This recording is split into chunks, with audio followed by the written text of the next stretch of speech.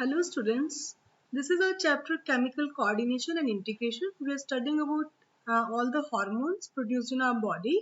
Today we'll study about gonads, and that is testes and ovaries. Testes are present in male body and ovaries are present in female body. And about hormones of heart, kidney and gastrointestinal tract.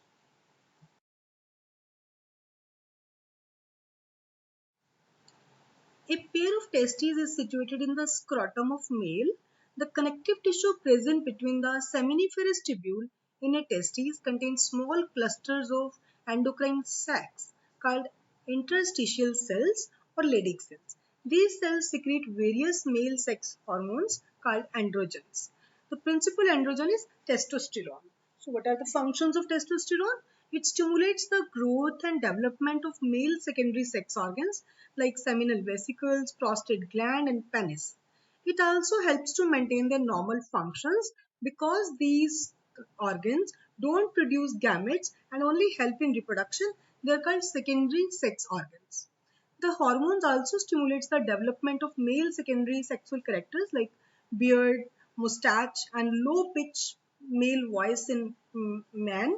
Testosterone stimulates the formation of sperms in the seminiferous tubules of testes. About this you will study in 12th standard, third chapter, that is human reproduction. So this hormone promotes the growth of many body tissues such as bones and muscles. It's due to this fact that male has a higher stature than the female.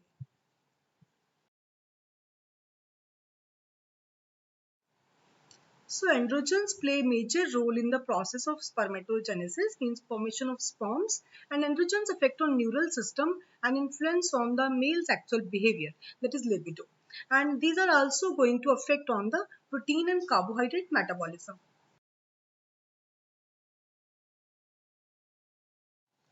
This diagram is showing the section of testes in which seminiferous tubules are visible. Seminiferous tubules are the structures present in the testes which help in the formation of the where the formation of sperms takes place.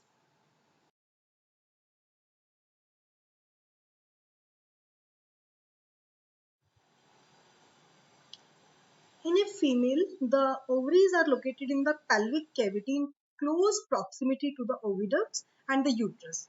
The hormones produced by ovaries include estrogens, progesterone, relaxin and inhibin. So let's first of all say what's the function of estrogen.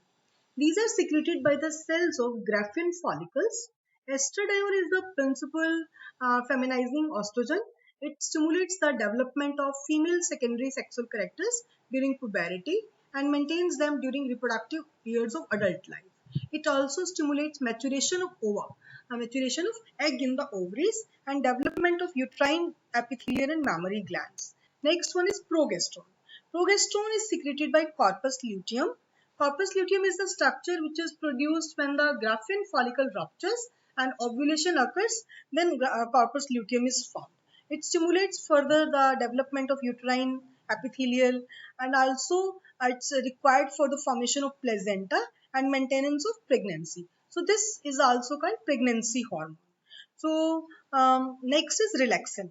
Relaxin hormone is released by the corpus luteum only at the later stages of the pregnancy and helps in softening the ligaments, especially the ligaments of pubic symphysis.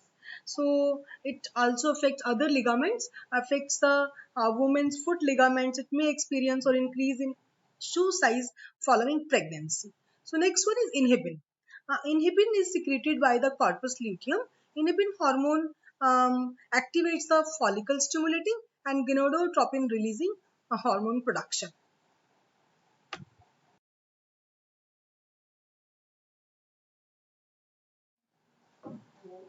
Estrogen produce wide-ranging actions like stimulation of growth and activities of female secondary sex organs, developing of growing ovarian follicles, appearance of female secondary sex characters, high pitch of voice, etc., mammary gland development, and also estrogens regulate the female sexual behavior.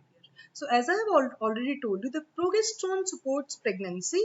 Progesterone also acts on mammary glands and stimulates the formation of alveoli, sac-like structures which are present in the mammary glands to store milk at the time of baby birth and help in milk secretion.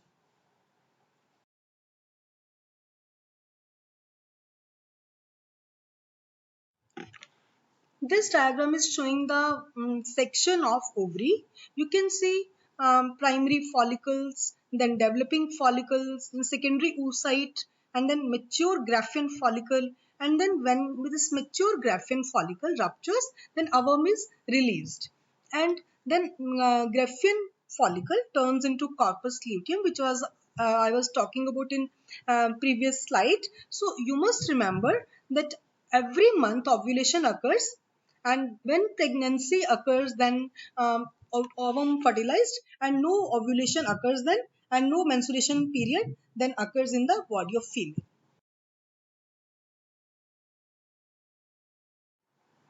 In this slide, we'll study about some hormones which are secreted by some tissues which are not endocrine glands. For example, atrial wall of our heart. Atria, in our heart, you have studied about atrium. Two atrium are present in our heart. They secrete a hormone, peptide hormone. Peptide means proteinaceous in nature.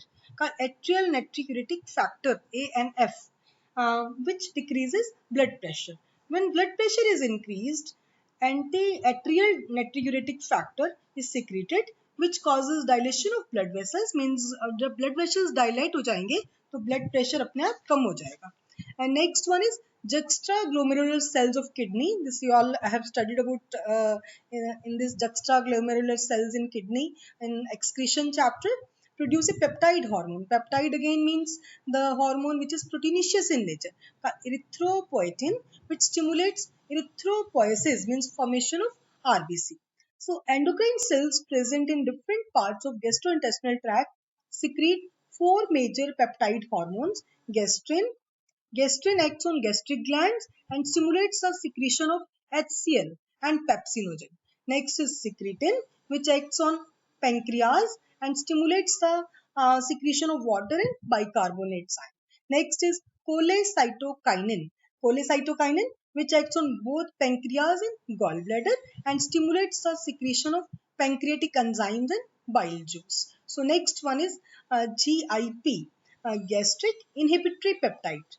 The function of gastric inhibitory peptide is it inhibits gastric secretion and motility. So several other non-endocrine tissue secrete hormones which are also called growth factors.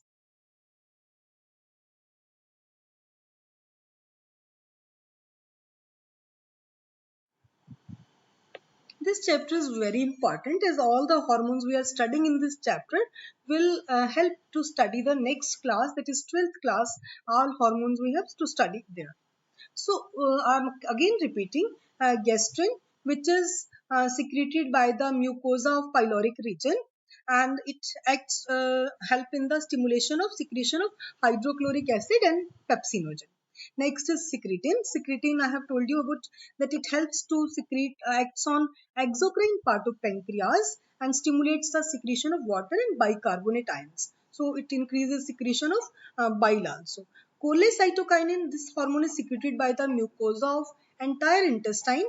The actions of cholecytokinin and pancreazymin were discovered independently. So these are the names suggest that chol means bile, and cyst means bladder, and kinin means to remove. The word is going to that it stimulates the gallbladder to release the bile and also stimulates the pancreas to release its enzymes. Next is gastric inhibitory peptide. It's also called enterogastrone. It's secreted by duodenal mucosa that inhibits gastric secretion and contractions. So several other non-endocrine tissues secrete hormones which are called growth factors. These factors are essential for the normal growth of tissues and their repairing and regeneration.